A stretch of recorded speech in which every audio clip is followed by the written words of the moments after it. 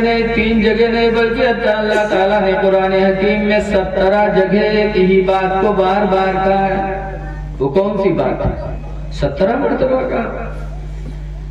وہ کون سی بات ہے اللہ نے 17 مرتبہ قرآن میں بار بار فرمایا؟ وہ یہ بات ہے، اللہ فرماتا وَبِالْوَالِدَيْنِ اِحْسَانًا، اے میرے بندو اپنے ماں باپ کے ساتھ حسن سلوک کیا کرو۔ سبحان اللہ سبحان اللہ۔ ماں باپ کے ساتھ اچھا برتاوا کرو۔ 1 مرتبہ نہیں، 2 مرتبہ نہیں، 17 مرتبہ کہا۔ اور آج ہم ماں باپ کی طرف توجہ نہیں دیتے۔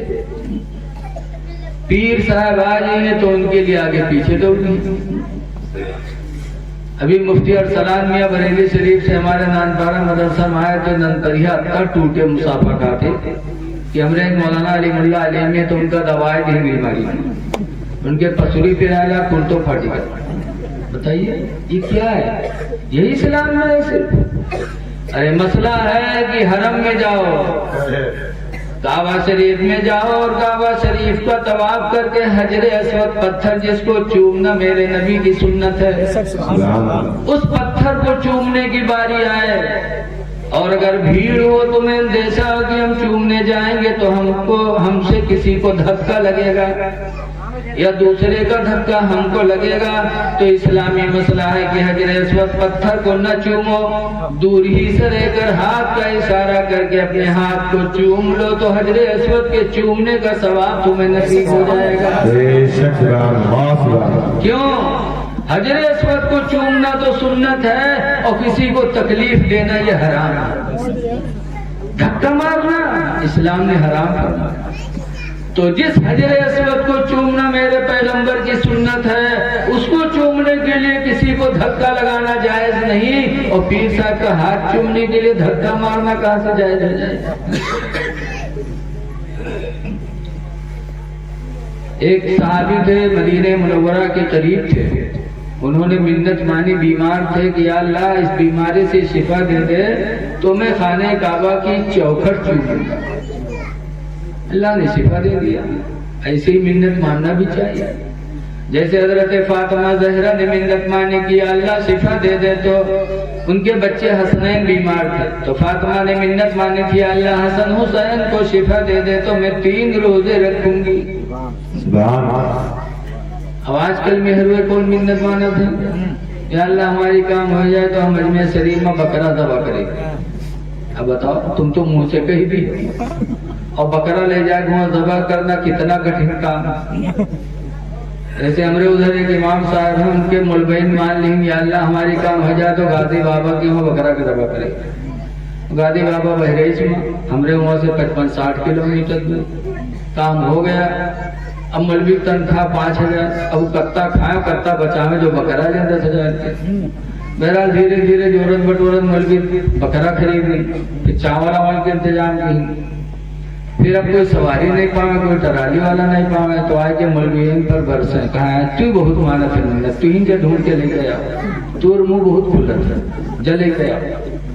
ٹرالی ڈھونڈے پہ تو کھانا بنائے والا نہیں ملا، پھر آئے کے مولویین پر سوال، تب مولویین پوچھ پھیلائی دعا مانگے لگے کہ نہیں غازی بابا آپ کی فریاد نہ مانتے کرو، یہ غازی بابا آپ کی فریاد منت مانو یا اللہ تو مجھے شفا دے دے تو میں 2 رکعت نماز پڑھوں گا۔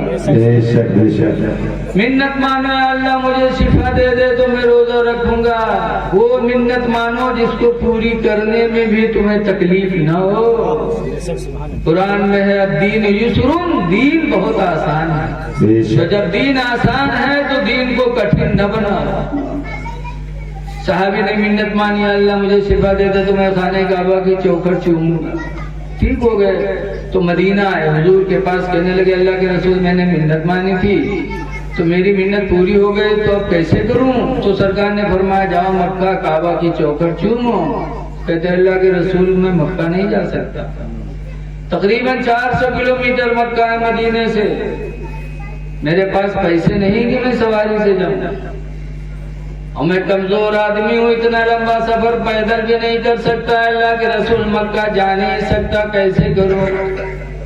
تو سرکار نے فرمایا ارجع الی بیتک، مکہ نہیں جا سکتے تو اپنے گھر واپس چلے جاؤ، ارجع الی بیتک، اپنے گھر واپس جاؤ، وقبل قدمي امک، اور اپنے گھر میں جا کر ماں کے دونوں پیروں کو چوم لو، اللہ تعالیٰ تمہاری منت پوری فرما دے گا۔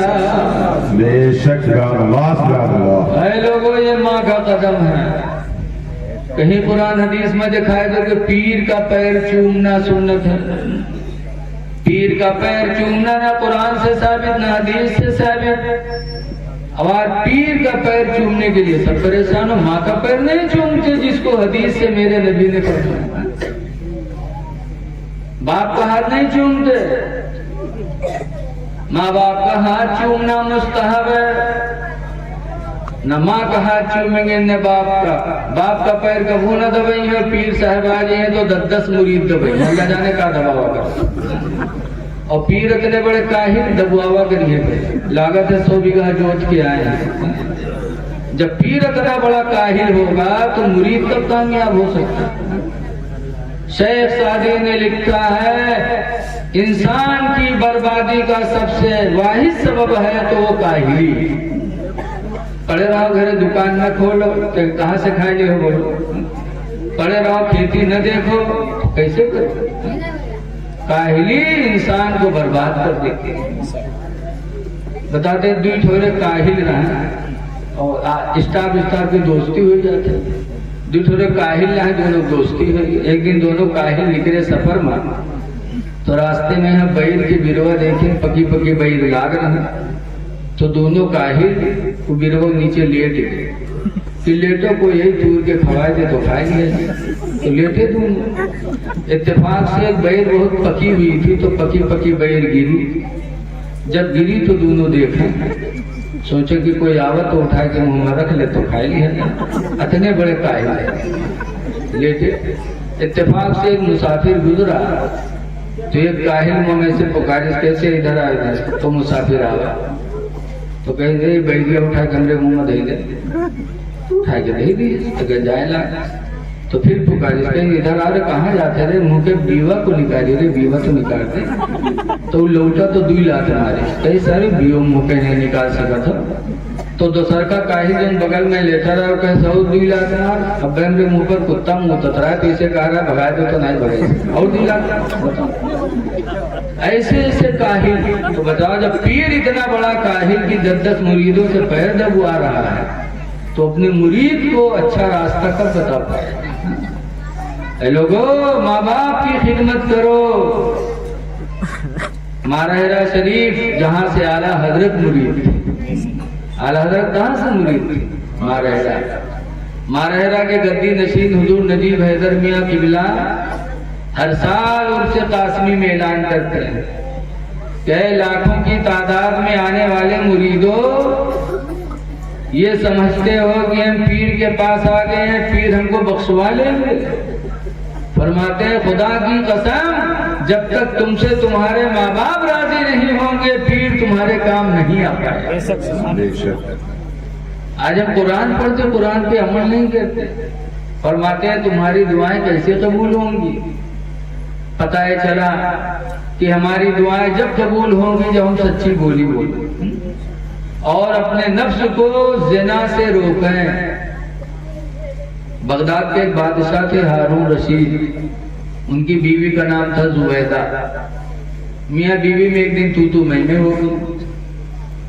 ہر گھر میں تو میں ہوتی ہے، چاہے وہ حضرت ہو، چاہے حافظ جی ہو، چاہے پردھان جی ہو، ہر گھر میں تو میں ہوتی کہ نہیں ہوتی؟ بولو تو سب لوگ کنوارے میں بیٹھے یار، بولو نا یار، ارے کچھ بتا، لاگت ہے اسے بالکل بھولے بھالے گھر میں کچھ ہوتے نہیں، چاہے جتنے بڑے سدھ ہوا ہو گھر میں فصل ضرور،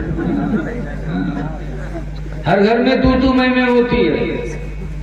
ہارون بادشاہ تھے، پڑھے لکھے تھے، ہوشیار تھے، نیک تھے، بیوی زبیدہ تھی، دونوں میاں بیوی میں ایک دن تو میں ہو گئی۔ تو میں ہو رہی تھی، اتنے میں زبیدہ نے ہارون سے کہا ہٹ جا جہنمی، ڈانٹا زبیدہ نے کہا ہٹ جا جہنمی۔ آج بھی عورتیں کہتی ہیں جہنمی نہیں کہا تھا تو کتا ستا کہیں دیتے، ہٹ جا کتا بابا، کہتی کہ نہیں؟ انہوں نے کہا ہر جا جہنمی. تو ہارون کو غصہ آیا کہ بیوی ہو کر مجھے جہنمی کہتی ہے. غصہ آیا اور کہا اگر میں جہنمی ہوں تو تجھے طلاق ہے طلاق ہے طلاق. اللہ اکبر. آج کل مردن کے پاس سب سے بڑا ہتھیار یہی ہوتا ہے. تن کو غصہ آنے بس یہی کا لے کے چلتے. اے لوگوں غصہ آئے تو منہ نہ کھولو. غصہ آئے تو اپنے نفس پر کنٹرول کرو. حدیث پاک میں انس قال قال رسول اللہ، حضرت انس سے روایت ہے، فرماتے اللہ کے رسول نے ارشاد فرمایا لیس الشدید، پہلوان وہ نہیں ہے کون؟ الذی یسرع، جو دوسرے کو پٹک دے، دوسرے کو پچھاڑ دے، مار دے، وہ پہلوان نہیں ہے. بلکہ میرے پیغمبر فرماتے ہیں بل الشدید، بلکہ پہلوان تو وہ ہے الذی یملک علی نفسہ عند الغضب، جو غصہ کے وقت اپنے نفس پر قابو کر لے. سبحان اللہ سبحان اللہ. اور اپنے نفس پر قابو کر لے. سرکار فرماتے پہلوان وہ ہے. سبحان اللہ سبحان اللہ. جب بیوی بدتمیزی کرے تو تم پہلوان بنو. کون پہلوان؟ گھر سے باہر نکل کر منہ پہ تالا لگا لو کہ منہ سے ہم کچھ بولیں گے نہیں، ورنہ وہ ہوگا کا اولاد مانی تھوڑو تو کہیں اصیل کے ہوگا تو چھوڑ دو. تم مرد کہا کہ اصیل کے نہ بن چھوڑی دے، اصیل کے ہو تم چھوڑ دو. مردوں کے بس منہ کھلنے والا ہے، چپ پہ رہے. اصیل کے ہو تو تم کھول دیو. مرد اب کھلی کھلی لاگت ہے منہ میں بم دھرے اپنے ڈالا، لیکن وہ بیچاری کا مقل کا حق مانے ہوئے کئی بار اصل کو تم کھول دو. اور جب منہ کھلت ہے تو اللہ جانے ایک سانگ میں کرتی طلاق دیتے. ایک آدمی اس طرح ہے منہ کھولیس اور دہیس طلاق کئی تھو. اس کے بعد جب غصہ ٹھنڈا جب جانس کی ہاں ہمارے لیے تو یہ حرام ہی گئے، تب گوا مدرسہ میں. کب وہ مدرسہ نہیں جاتا، یہ نوبت آئے گا تو گوا مدرسہ. وہاں کے بعد دورے سے کہتے حضرت السلام علیکم. حضرت پوچھیں کہا بات کہ حضرت گھر میں جھگڑا ہوا تو غصہ میں یہاں تلاق نہیں کرے گا. حضرت حضرت نے فرمایا تمہارے لیے حرام ہوگی. کہیں نہ ہے حضرت تم خرچہ پانی میں لے لو، بناؤ کپڑے چھوڑو لا تو ہم کو نہ تو بیج بنا. حضرت نے فرمایا بھگایا. جب وہاں سے بھگا تو دوسرے مدرسہ پہنچا، وہاں بھی گیا تو وہاں بھی حضرت نے بھگایا. حرام کو حلال کون بتا دے؟ لیکن اتفاق سے ایک دجال مولوی کا حضرت رہا وہ مل گیا. جب دجال مولوی سے ملاقات ہوئی تو بتائیس کہ حضرت ایسا ایسا ہوئے گا، خرچہ پانی لے لے کا بنائے دو. تو مولوی کہا تھا کٹا دے ہو. تو کہیں مولوی صاحب جان بتائیے تو ہم دے دے گے. تو مولوی کہا تھا روپیہ لے گئے 10,000 لیکن کام تمہارا بالکل لوہا پہ دے. دجالن کے کون ٹھکانا نکال دے گی 10,000. جب 10,000 مولوی پائے گئے تو پوچھا تھا صحیح بتاؤ کون دن طلاق دے رہا ہے، دن کون رہا ہے؟ بڑی دیر سوچے ساتھ. اس کے بعد مولوی صاحب اتوار کے دن رہا ہے. تو مولوی کہا تھا اتوار کے دن نہیں نہ جب اتوار میں کہاں طلاق پڑتے؟ اتوار کے دن کوٹ کچہری سب بند رہا تھا. اتوار کے دن طلاق نہیں پڑتا. جا لگا لی دجالی مہر. اے لوگوں غصہ آئے تو طلاق نہ دو. فقہا لکھتے ہیں کتابوں میں لکھا ہے کہ نکاح شیشہ ہے. نکاح شیشہ ہے اور طلاق پتھر ہے. اور پتھر جب شیشے پر پڑتا ہے تو شیشہ پھٹتا ہے. چاہے محبت سے مارو پتھر تب بھی شیشہ پھٹے گا، اور چاہے غصے سے مارو تب بھی پھٹے گا. اس لیے جب بھی طلاق دو گے طلاق پڑے گی. اس لیے طلاق نہ دو. یہ سوچ لو کہ میرے پیغمبر نے نکاح کیا ہے، طلاق نہیں دیا ہے. نکاح کرنا تو میرے نبی کی سنت ہے، لیکن طلاق دینا میرے نبی کی سنت نہیں ہے. گیرا نکاح کیا لیکن طلاق نہیں دیا. تم بھی طلاق نہ دو. ہاں ایک صورت میں طلاق دینا اسلام نے حکم کیا ہے. وہ کون سی صورت ہے؟ کہ شادی ہونے کے بعد مرد نامرد ہو جائے. قوت مردانگی چلی جائے اور علاج کے بعد بھی مردانگی قوت نہ لوٹے تو ایسے پر طلاق دینا واجب ہے. کیا ہے؟ نہیں دے گا طلاق تو گنہگار ہے. طلاق دے دے تاکہ وہ عورت کسی مرد سے شادی کر کر اپنی زندگی خوشگوار کر لے. تو ایک صورت ہے نامردی کی، یعنی مرد مہرا ہو تو طلاق دے دے اور مرد ہو تو طلاق نہ دے. اب یاد رکھو اپنے محلہ میں جو طلاق دی تو جان جاؤ کہا مہرا ہے مہرا. اگر مرد ہوتا تو کبھی اس کے منہ سے طلاق کا لفظ نہیں نکلتا. طلاق دینے سے عرش آدم تھر تھرا جاتا ہے. ہارون رشید نے کہہ دیا اگر جہنمی ہو تو تجھے طلاق ہے طلاق ہے طلاق ہے. زبیدہ نے معافی مانگا، پیارے شوہر غلطی سے بولی نکل گئی، معاف کر دو. معافی مانگی تو ہارون نے معاف کر دیا، لیکن طلاق دے چکے تھے تو اب کیا کریں؟ تو بغداد کے عالموں کو بلوایا. سارے عالم بغداد کے بادشاہ کے محل میں جمع ہوئے. بادشاہ تھا ہارون. جمع ہوئے تو بغداد کے بادشاہ ہارون نے کہا کہ میں نے اپنی بیوی سے کہہ دیا اگر میں جہنمی ہوں تو تجھے طلاق ہے طلاق ہے طلاق ہے. طلاق پڑی کہ نہیں پڑی؟ بغداد کے عالموں نے کہا اس مسئلے کا جواب ہم نہیں بتا سکتے. کہا کیوں؟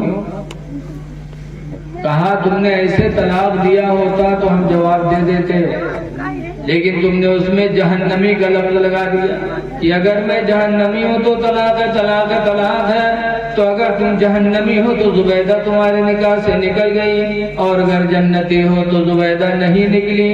لیکن تمہارا جنتی ہونا جہنمی ہونا ہم لوگوں کو پتہ نہیں، یہ پتہ صرف خدا ہی کو ہے. اللہ ہی جانتا ہے تم جہنمی ہو کہ جنتی ہو، کیسے بتا سکتے؟ تب ہارون بادشاہ ناراض ہوئے، کہا تم لوگ نہیں بتاؤ گے تو کون بتائے گا؟ نذرانہ تم لوگ لیتے ہو، دعوت تم لوگ کھاتے ہو، مسئلہ کون بتائے گا؟ تب عالموں کی جھرمٹ میں ایک لڑکے تھے جن کی ریکھیں آ چکی تھی، لڑکے تھے بھی، وہ کھڑے ہو گئے. انہوں نے کہا بادشاہ اگر اجازت ہو تو اس مسئلے کا جواب میں بتا دوں. کہہ دو سبحان اللہ. وہ کون لڑکے تھے؟ ہونے والے امام شافعی تھے. ایک وقت آیا کہ وہی لڑکے امام شافعی بن کر چمکے. لڑکے نے کہا بادشاہ ایک بات بتاؤ. کہا بولو. کہا کوئی نیکی آپ نے اپنی زندگی میں صرف خدا کے ڈر سے کی ہے؟ نہ کسی کا ڈر رہا ہو، نہ کسی کا دکھاوا رہا ہو، صرف خدا کے ڈر سے کوئی نیکی کی ہے؟ ذرا ایکو بند کر دو بھیا، اور ایکو نہ کھولو بالکل. بادشاہ نے کہا ہاں اپنی زندگی میں ایک نیکی میں نے صرف خدا کے ڈر سے کیا ہے. کہا کیا؟ کا ایک وقت تھا کہ میرے شاہی محل میں ایک لڑکی مصیبت کی ماری حاضر ہوئی. فریاد لینے آئے تھی، مصیبت زدہ تھی لیکن جوان تھی، خوبصورت بھی تھی. جب وہ لڑکی شاہی محل میں آئی میری نگاہیں اس کے چہرے پر پڑی تو اس کی جوانی اور اس کے حسن کو دیکھ کر میرے دل کے ارادے گندے ہو گئے. میں ارادہ کیا، اٹھا، زنا کرنے کی نیت سے اس کی طرف بڑھا تو اس لڑکی نے کہا تھا ہارون آج تم بادشاہ ضرور ہو، پولیس تمہارے قبضے میں، فوج تمہارے قبضے میں، پولیس و فوج کا تمہیں ڈر نہیں ہے، اور شاہی محل ہے اس کے اندر کوئی دیکھ بھی نہیں رہا ہے، کسی کے دکھاوے کا بھی ڈر نہیں. لیکن اے ہارون اس دن کو یاد کرو جس دن سب حاکموں کے حاکم کی بارگاہ میں حاضری ہوگی. آج بادشاہ ضرور ہو، جو سب بادشاہوں کا بادشاہ ہے، اس خدا کی بارگاہ میں حاضری ہوگی تو تم کیا جواب دو گے؟ میں کیا جواب دوں گی؟ اور اے ہارون اس شاہی محل میں کوئی نہیں دیکھ رہا ہے لیکن اس خدا سے راز پوشیدہ نہیں ہے. ہارون کہتے جب اس لڑکی نے اس طرح کی بات کہی تو میرے دل میں خوف خدا پیدا ہوا، میرے بدن کے رونگٹے کھڑے ہو گئے اور میں دور رہا، اس لڑکی کو ہاتھ تک نہیں لگایا. اس دن جو میں نے اپنے آپ کو زنا سے بچایا تو صرف خدا کے ڈر سے بچایا. جب اس لڑکے نے سنا تو کہا تو اب اپنا جواب قرآن سے سن لو.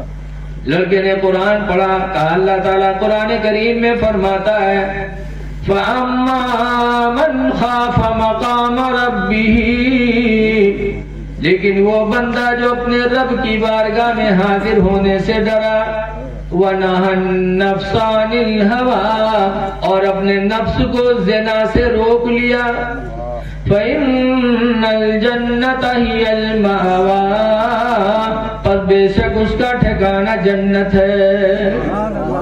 اے ہارون، تم جہنمی نہیں ہو، تمہارا ٹھکانہ جنت ہے، تم جنتی ہو، لہذا جب جنتی ہو تو تمہاری طلاق زبیدہ پر نہیں پڑی، زبیدہ تمہارے نکاح میں ہے۔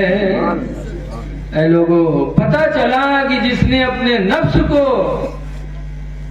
روک لیا زنا سے، جو زنا سے بچا، زبان بچایا، میرے نبی فرماتے اس کا ٹھکانہ تو جنت ہے۔ اس لیے اچھی بولیاں بولو اور اپنے نفس کو گناہوں سے روکو۔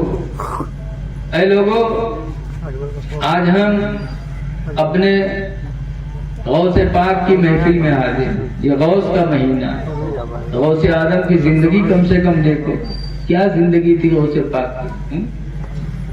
40 سال تک عشاء کے وضو سے فجر کی نماز ادا کی تھی۔ کتنے سال تک؟ 40 سال۔ تو ایک دن شیطان آیا، لمبا جبہ قبہ پہن کر، نورانی چہرہ بنا کر غوث پاک کے پاس کہا، عبد القادر 40 سال ہو گیا تم نے عشاء کے وضو سے فجر پڑھی، 40 سال سوئے نہیں؟ غوث پاک کہتے الحمدللہ۔ تو اس نے کہا میں تمہارا خدا ہوں۔ کہو معاذ اللہ۔ کہا میں تمہارا خدا ہوں، 40 سال تم نے بڑی محنت کی، بڑی نمازیں پڑھی ہیں، میں تم سے خوش ہو گیا ہوں، میں اس لیے آیا ہوں کہ تم کو بتا دوں کہ اب نماز پڑھنے کی ضرورت نہیں ہے، میں نے نماز کو معاف کر دیا تم سے۔ تو لہر پور کے آدمی ہو تو کہتے تھے ہاں بھیا بہت محنت کی ہے، 40 بہت پڑھے بھیا، لیکن غوث پاک نے کیا کہا؟ قال لا حول ولا قوت الا باللہ، تو خدا نہیں تو شیطان ہے۔ جب نماز اللہ نے میرے نبی کو معاف نہیں کیا تو ان کی امتی کو نماز خدا کیسے معاف کرے؟ جب نبی کو معاف نہیں تو امتی کو نماز کیسے معاف ہو سکتی ہے؟ اے غوث کے ماننے والوں، صرف غوث پاک نیاز دلانے سے خوش نہیں ہوں گے جب تک کہ غوث پاک کے راستے کو اپناؤ گے نہیں۔ اس لیے نیاز بھی کرواؤ اور نمازیں بھی پڑھو۔ غوث نے نماز پڑھی ہے، تم بھی پڑھو، نیاز بھی کراؤ۔ نیاز بھی کرانا چاہیے، لیکن آج کچھ لوگوں کو تکلیف ہوتی ہے کہ کھانا سامنے دے کے کاہے فاتحہ کرتا، شیرینی سامنے دے کے کاہے فاتحہ، سامنے رکھتے سے بہت سے لوگوں کا چیڑا۔ ہمارے گاؤں میں یہاں کھنڈا پورا میں ایک بابا رہے، جھوٹ بہت بولت رہا تو گاؤں والے ان کا نام رکھ دیں جھٹھاری بابا۔ ہمارے گاؤں میں یہاں کچھ امیر ہیں جن کا فاتحہ سے چڑ ہے، تو ایک دن گئے بابا سے کہا لگے جھٹھاری بابا بتاؤ کہ کھانا سنی سامنے دے کے کاہے فاتحہ کرا، تو کا تمہارے مردن کے قبر میں یہی جاتے کا جاہل بابا، جاہل ہے جھٹھاری بابا، تو کہیں ہاں بھیا رکھا تھا تو جیتے ہوئی، تو وہ کہا تھا جات ہوئی تو مردہ کھاتے ہوئی، تو جھٹھاری بابا کہیں ہاں بھیا جی تو کھائیبے کری ہیں، تو کہا تھا جب کھات ہوئی ہیں تو قبر میں ہگتے ہوئی ہیں۔ بڑے بدماش ہوتے ہیں اسے لوگ، کوئی لگام نہیں منہ میں، کہیں کھات ہوئی ہے تو ہگتے ہوئی ہیں قبر میں، تو جھٹھاری بابا کہیں ہاں بھیا کہیں ہیں تو ہگبے کری ہیں، تو کہیں تمہارے مردن کے قبر میں بڑی گندگی رہا تھی، تو جھٹھاری بابا کہیں نہیں بھیا گندگی نہیں رہ جاتے، کہیں تمہارا مردہ تو کچھ پاوت نہیں ہے، بھوکے رہا تھے تو وہی دوڑ دوڑ کے اوپر صاف کیا کرے، یہاں سے آمدنی وہاں خرچہ، جیسے کو تیسے جواب، جاہل کو جاہل ہی جواب دے سکتا ہے، جیسے کہتے ہیں لوہا لوہا ہی کو کاٹ سکتا ہے، لوہا ہی لوہے کو کاٹے گا، جاہل کا جواب جاہل ہی دے گا۔ سامنے رکھتے ہیں تو کیا قبر میں جاتا ہے؟ اے سوال کرنے والوں ذرا قربانی کے منظر کو سامنے رکھو۔ جب تم قربانی کرتے ہو، قربانی کا بکرا ذبح ہوتا ہے، بسم اللہ اللہ اکبر، جب بکرا ذبح ہو جاتا تو قربانی کرنے والا دعا مانگتا ہے، اللہم تقبل هذه الاضحیہ، اے اللہ اس قربانی کو تو قبول کر لے. بکرا سامنے ہوتا ہے, ہاتھ اٹھا کر دعا مانگی جاتی ہے. بولو اے اللہ اس کو تو قبول کر لے, تو کئی بکروا ہوا چلا جاتا ہے. قرآن پڑھو تو قرآن کریم میں اللہ فرماتا ہے اس کے تعلق سے, قربانی کے بکرے کے تعلق سے اللہ فرماتا ہے لَن يَنَالَ اللَّهَ لُحُومُهَا, ہرگز ہرگز کا گوشت اللہ کے یہاں نہیں جاتا. لَن يَنَالَ اللَّهَ, ہرگز ہرگز اللہ کے یہاں نہیں جاتا. لُحُومُهَا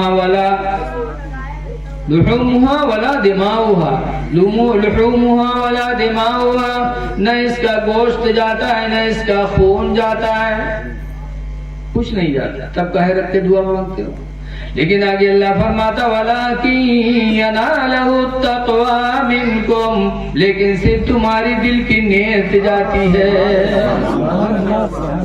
قربانی کرنے والے کی دل کی نیت جاتی ہے, اور نیت کا ثواب اللہ عطا فرماتا ہے.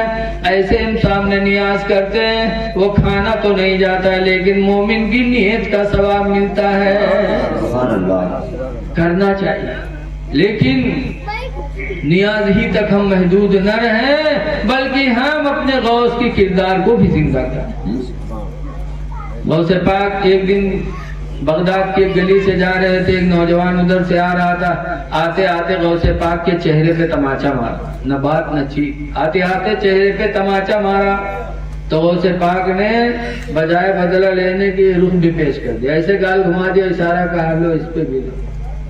تو نوجوان حیرت میں, عبد القادر تم کو بدلہ لینا چاہے, بجائے بدلہ لینے کی یہ بھی رخ تم نے پیش کر دیا. تو غوث پاک فرماتے میں کیا بدلہ لے لوں, تم نے میرے اوپر احسان کیا. ہاں وعدہ کرتا ہوں کہ اگر اللہ نے قیامت کے دن مجھے جنت دی تو میں تمہیں بغیر ساتھ لیے جنت میں نہیں جاؤں گا. تو اور حیران ہو گیا کہ میں نے کون احسان کیا.